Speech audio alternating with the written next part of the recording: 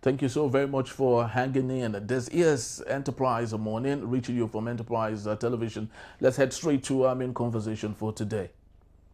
Nigeria's expenditure on food imports rose to $2.39 billion between April of 2024 and March of 2025, marking an 11.6% increase from the $2.14 billion spent in the previous year. According to data from the Central Bank of Nigeria, CBN, the rise amounting to an additional $248.37 million underscores the country's continued reliance on foreign food supplies, despite government's interventions aimed at boosting local production and achieving food self-sufficiency. Very true. Now, the surge in food import spending comes amid worsening food insecurity and malnutrition, particularly in the northern states.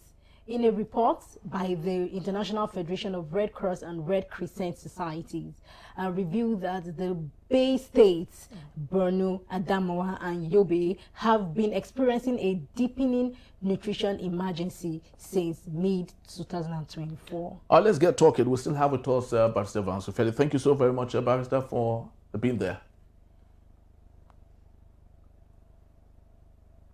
So let me get the question, please. Yes. So the question is this: what do you think about food import? Remember, sometimes back when we had you right here in our studios, we were speaking to the issue of food prices coming down a little bit, and people thought it was because it was the season for some of those food to come down. But now it's becoming very glaring that the reason for the food price reduction was as a result of major import into Nigeria from outside of the country.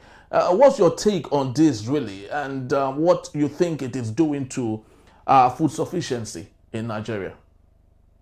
Well, there's a need to have the price of food crashed.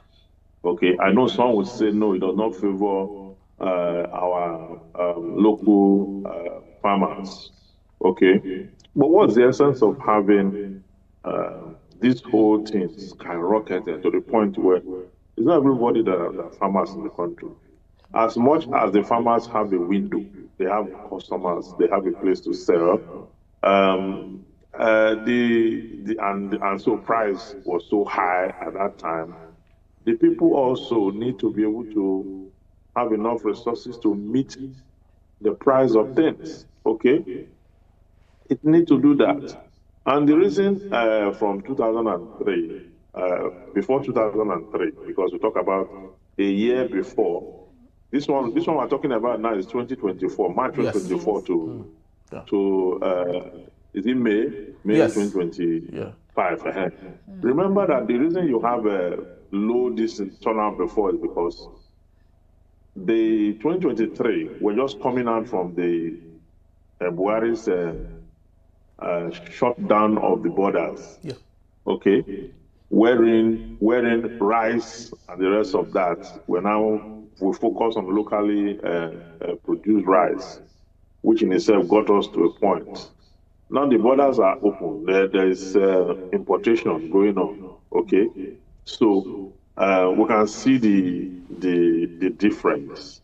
At that time, the prices of food was so high during the Buhari's time when he shut down the border. When the rice itself that we said is going to be cheap because we're not eating locally made rice and all that, because there's no need of import duty on them, so it will be cheap. It was not cheap.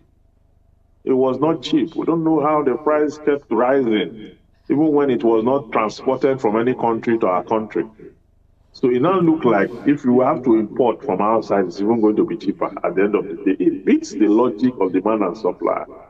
It beats the logic of economics. That when people import from afar, it's not cheaper than when they get it locally. I mean, when the cost of transportation is taken off, it's higher than when it is exported with transport from a far distance. So how do you rationalize that economics? You understand? How do you rationalize it? So for me, I think prices should come down. It will affect farmers, I know, but we're talking about the majority of people of the country. Majority. Farmers are minority. How be it that their business should also thrive? I'm not saying their business should not thrive. Okay. Their businesses should thrive, but at the same time, I mean, people cannot all just remain in hunger just because we have farmers whom we must all buy from. And the farmers themselves also do not have the price. Price is everything. Price is just because of 2 naira, 3 naira, you see some people going to a different place to buy something. You understand? So price is very influential. Very influential. Okay. But if we must have deflation in Nigeria, really, which you, of course, argue is good because of our large population. At the same time, do you think in the long run this might be sustainable for us as a country? Remember, we're a country of over 200 million people. We can't just keep depending on importation.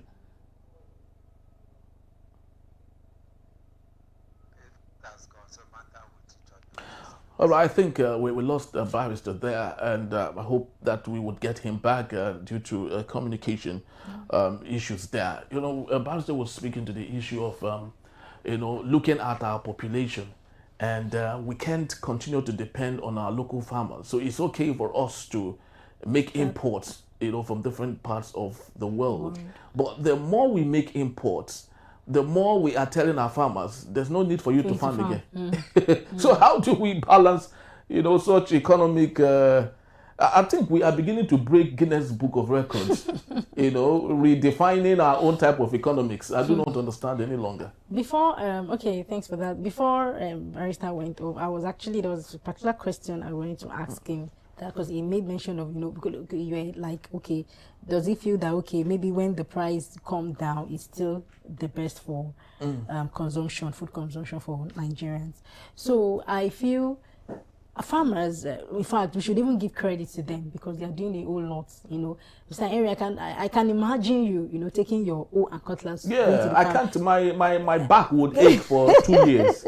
So number one, we should, I think we should give them this credit. And number two, I don't, for importing food over there, see, gone are the days when we eat fresh food. You know that, okay, this food you are eating, it's really fresh. Fresh from the farm. Fresh from the farm, right? Yes. But right now, we've seen a situation whereby you can actually even differentiate this fresh food from this, fresh food, they are still organic food. You could differentiate it from food that is not fresh, like even from the bread. When you eat fresh bread, it's actually different from the bread you eat, that spent time in the bakery for like 2 days or 3 days, you understand? So what I'm trying to say, I feel we as Nigerians now, I think we should even do more of agriculture. We should go into this food farming. In a way, we're even assisting the farmers. And then I think I've even lost count.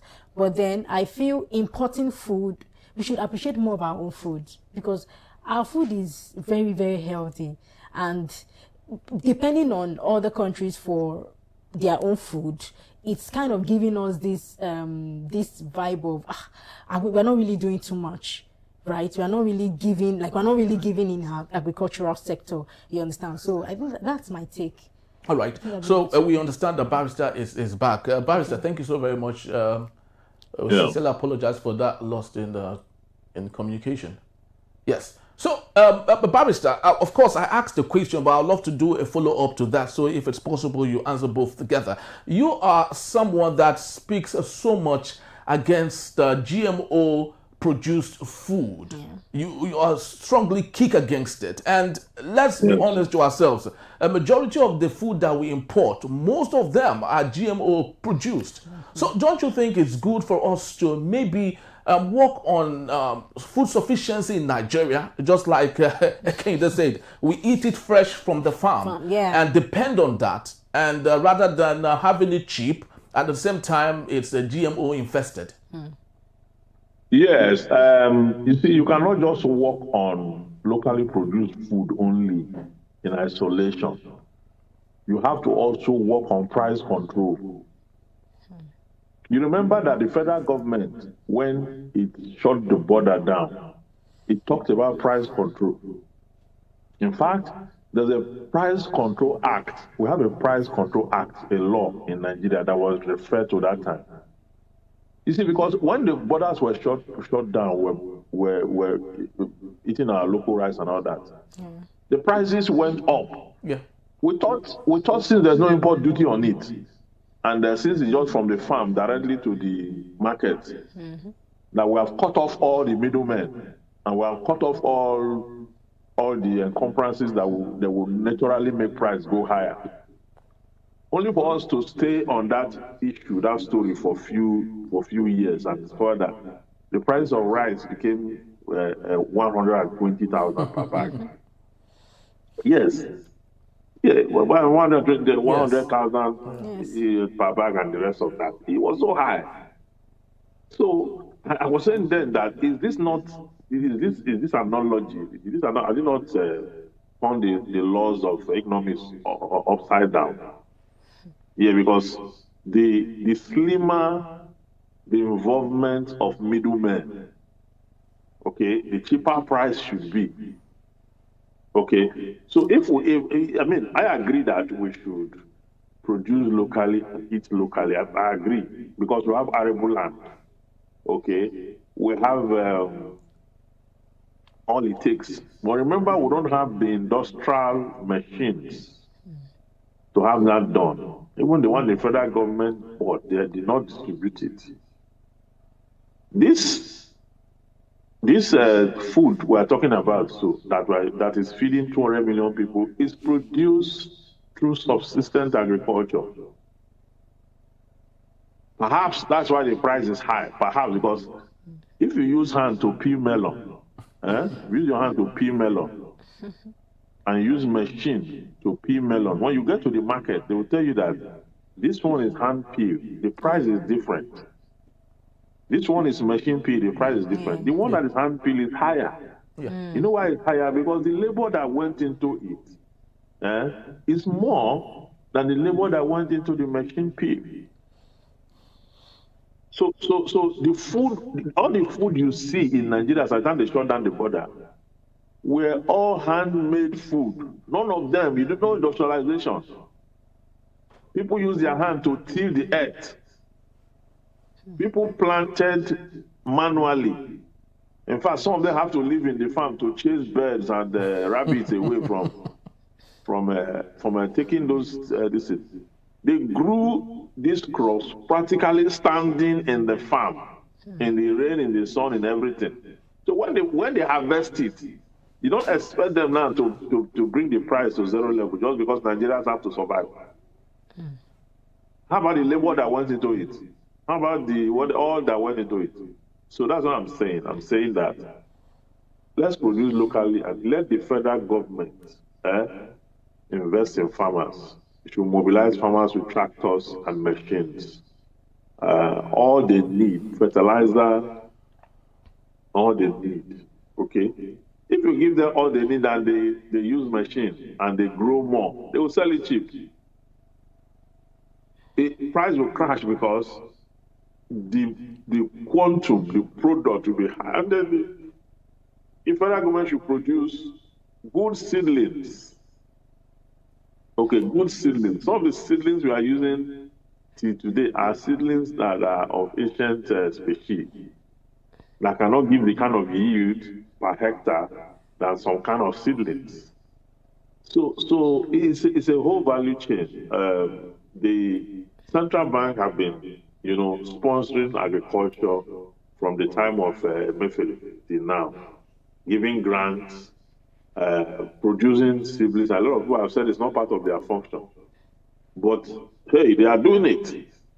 So let the federal government come up with a proper program. The Ministry of Agriculture, who is the Minister of Agriculture, for Christ's sake? Where is the blueprint for food production? And the farmers are aware of that blueprint. Have they keyed into it? Where are we going? What tons, how many tons of grain are we expecting in every season, every farming season or farm cycle? How many tons of grain, let's say rice, how many tons are we expecting? granite, wheat, corn, all of them. What is the projection, agriculturally speaking, in the country? You cannot have a progression because you don't have a program for the farmers. They have no tractor. Some of them will have to farm through land tenure system. They have to rent the land. They are tenant on the land they are farming. So they pay for that, then manually produce, and you want price to crash. The price will not crash. The labor that is going into that production is too much for you to come cheap. Okay, let's bring it to, let's explore on practical ways. So, Barrister, how can Nigeria realistically achieve food self-sufficiency in the next decade? In the next 10 years, you mean? So, yes. This is it. Let's have a plan. Let's have a blueprint for food sufficiency. We did it before. Even though the one that they did under Adamawa failed, that's the SAP, Structural Adjustment Program. That one failed. But we had programs, agricultural programs in the past that did wonders. Do you know that in the First Republic, it was agriculture that we used to run the entire economy during the First Republic? Do you know that in 1946, we had a TV station in Ibadan that was founded by Awolowo. And that TV station, we had it with cocoa production in Ibadan. And that TV station, we had a TV station before France. And it was from agriculture, we made the money, cocoa. Okay? So we had developed very fast, okay, in the 40s, in the 50s, even before we had independence in the 60s. Using just agricultural produce. We had granite pyramid in the north.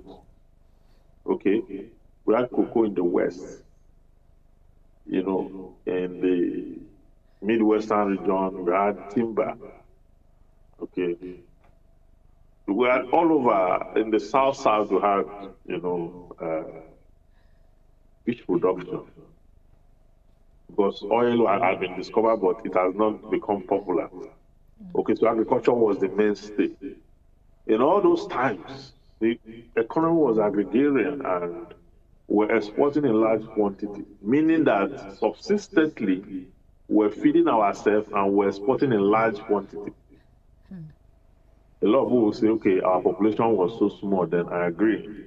What we're consuming within is not as much as what we're consuming now. I agree. But as our population increased, what have we put in place to retain food sufficiency? We've not put any major program in place to retain food sufficiency. We're just growing our population without. So that's why there's food shortage at some point. We have to start to import. So you see that the reverse is now the case. Before we used to export it. We lost that power to export it now. We are now importing. You understand me? You can imagine the day I bought tangerine that was imported, I looked and said, tangerine. Tangerine that we used to lick and be using to play ball. We will pluck it on the ground, pluck it. We'll get tired, then we'll use the remaining one to be stoning one another. Yes. If you go to Jos, the mangoes in Jos during the season, cannot be, even if all the household come out every day to eat mango every day, for the next 1 year, they cannot exhaust it. The fruit in Benue, the food production in Benue can feed the whole of Nigeria and the whole of Africa. But if they don't have the right tools, they are being chased by Boko Haram, they are being chased by herdsmen. In fact, everything is happening to them. In Yellow Water, you saw what happened in Yellow Water. Somebody's rice storage. He said the quantum of rice there cost 27 million thereabout was set ablaze. Yeah? Every household have what we call storage, yam barns. Have you seen yam barns again? These yam barns I'm telling you about were yams that were produced manually. There's no atom of from tilling the soil to planting it to through the season to digging to packing to the rafter and the plank and everything you used to have the barn. 100% manual. That's what I'm telling you.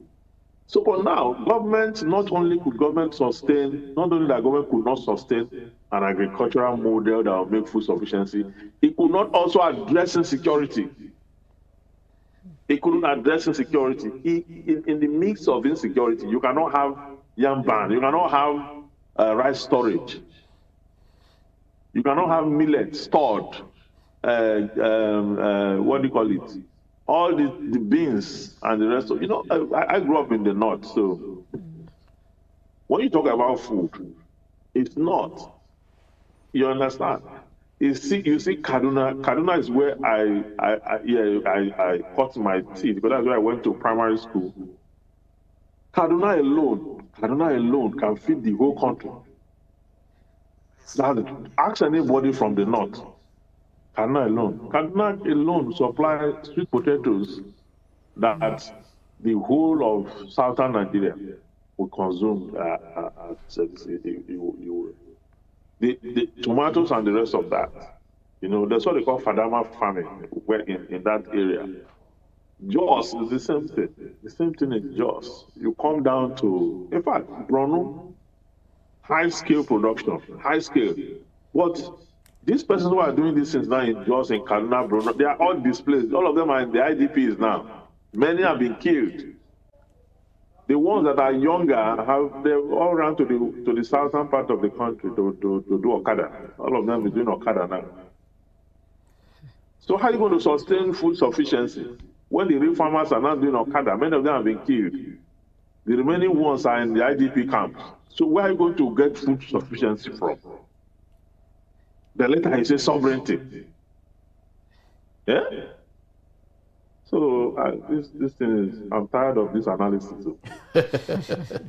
Don't be tired, barrister, because we need it to hopefully fix our country. Yeah. And lots of people would say, how much can we save our local farmers, especially at this time?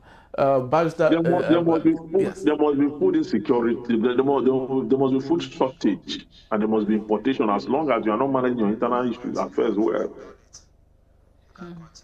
Very, very, very, very well. But Pastor, my last question, just before we let you go, is this: do you think efficient use of branding and PR might save our remaining local subsistent farmers? You gave a very sweet example of the melon, the hand peeled and machine peeled. And funnily, when you tell a customer the difference, most of the time, 9 in 10, they go for the hand peeled, despite how expensive it is. In the US, I equally understand that when you go to grocery shopping, there are areas for organic food and areas for mass-produced foods. And people usually go for the organic food that's even more expensive. So do you think the use of efficient PR and branding, like in the case of the melon, can do justice to saving our remaining subsistent farmers who are doing the hard work of providing fresh food, organic fresh food for our nutritional value? Yes, I think so. For me now, I talk about the day I bought tangerine, the one that is GMO, the one imported. I talk about the fact that even though the reason I bought it was because it was not put side by side with the organic one, I would have bought the organic one. Okay, so people will want to spend more. I mean, with PR and proper PR and explanation to the public, we can do as much as possible to distinguish them and let the public know with proper branding and the rest of that. But you know, that one is one level. That one is one level. Another level is that when you don't have sufficiencies, anything you see, you will buy. It's what you see, you will buy. Whether it is hand peel or machine peel, or yes, because there's shortage. And then prices are high and the rest of that. So if we educate ourselves enough, I mean, the public will come to know that there are varieties in these things. You have organic, you have GMO and the rest of that. But the most important thing is that where farmers who are supposed to produce the organic ones cannot step into their farms, and then even when they find their ways into their farms, they have to till the soil manually. They have to use either fire or whatsoever to burn the bush, plant, and stand in the farm to chase birds away. Or sometimes use some artificial to chase birds away and grow it. You don't expect the price will not fall, price will be high. So the answer, the solution to the problem is let the government come up with the social investment program tied to agriculture. It's not difficult. We can send delegates to Egypt and send delegates to Israel. Israel, Egypt are two countries that have turned agriculture into a very serious world-class business. And these are areas that it hardly rains. They use irrigation farming to produce so much so that they export to the other parts of the Middle East where it doesn't rain at all, okay, or where it rains once in a year or twice in a year. There are places where it rains once in a year, twice in a year, but they farm there. They won't produce more than people who have rainy season 6 months, dry season 6 months, all year round. So, but they use irrigation farming, and they have developed a lot of technology around farming. Some of them do soilless farming. Some of them are involved in manure farming, and there are a variety of farming. Okay? So we should be able to have a program. The government of those countries came up with a program. We cannot be doing agriculture the way we are doing it in the 1940, 1720. We are still doing it the same way today and want to have food sufficiency when your population have increased beyond what it used to be. At those times when you had the food sufficiency, your population is growing by geometric progression. And your economy is growing by arithmetic progression. So there's a conflict. And that's why a lot of people are kidnappers now. Some people are unemployment. Because even when you say you're unemployed, you want to go into farming, you have to do it the hard way. And nobody wants to do those things the hard way. Because there are technologies that can handle them properly. So the bottom line is that the federal government should come up with a policy. It must come up with a policy that will drive agriculture. And when that happens, you will see that importation of food will naturally die. We don't need those GMOs if we go into massive scale. There was a time in Lagos State and is it Yobe or Gombe collaborated and produced rice in 2019 and 2018. Yeah. I can't remember. Yeah. For that period, you see the price of rice came very low in Lagos because of that collaboration. So why can't state have further collaboration? Lagos built the largest rice mill somewhere in Ikorodu. I think that rice mill is still there. So, but where's the collaboration now after those governors left office? We need to collaborate more. States need to collaborate more to produce. That is the only way we can do away with this importation, because sometimes even our own locally produced, most times our own locally produced goods taste better than these ones we are importing. Very well. All right, we have to leave it at this point. Sadly, even as journalists, we do not know, in sincerity, we do not know who the Minister of Agriculture is, because he is not in any way around the news, to talk about the things he Food does and all that and whatnot. But of course, that is the problem that we have. There's a land mass of Niger State alone. It's about 76,363 kilometers per square, followed by Borno, Taraba, Kaduna, Bauchi, Yobe. You could imagine that, and what other nations would do with that if they had the opportunity. But we have it. Unfortunately, we can't use it. Thank you so very much, Barrister. I truly do appreciate you for your time. Thank you. All right, that's just about the time we have for today. We'd love to say thank you so graciously for making this a date with us. Please do well to